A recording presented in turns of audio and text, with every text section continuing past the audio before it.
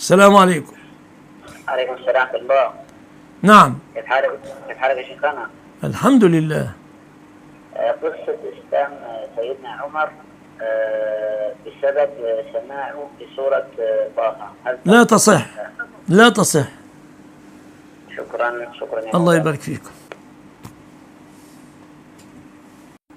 السلام عليكم. عليكم السلام ورحمة الله وبركاته. من فضلك عندي سؤال يا شيخ. تفضل. جدتي أم وأبي عندهم أرض على طريق عام. الطريق العام غير ممهد، تراب. هي تركت الأرض لأبي منذ 10 سنين يأخذ المكاسب منها ويستمتع منها بطيب خاطر. فهم لك أمام، لك عفوا. ليا أعمام. ها؟ ليا أعمام، نعم. طيب لما لم تعدل بينهم؟ ما كلمت أبي في هذه الموضوع وأعطاهم الفلوس. كلمت والدي وبدأ يعطيهم الفلوس حقهم. طيب. لكن مش ده السؤال يا شيخ. السؤال دلوقتي الطريق اللي قدامهم طريق تراب، بدأوا ياكلوا منه ويضيفوا الأرض مساحتها فدان، خدوا نص فدان من الطريق العام. نص فدان من الطريق التراب اللي قدامهم. ايه الحكم هنا يا شيخ؟ ومفروض يعمل ايه في ال10 سنين اللي فاتوا اللي هو استمر الوضع كده؟ هذه كبيرة من أشد الكبائر.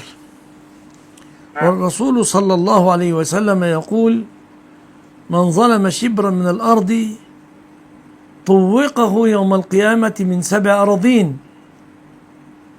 وفي رواية كلف بنقلها إلى أرض المحشر. وفي الحديث عن رسول الله: لعن الله من غير منار الأرض، يعني العلامة حركها لكي يدخل أرضا ليست له في أرضه.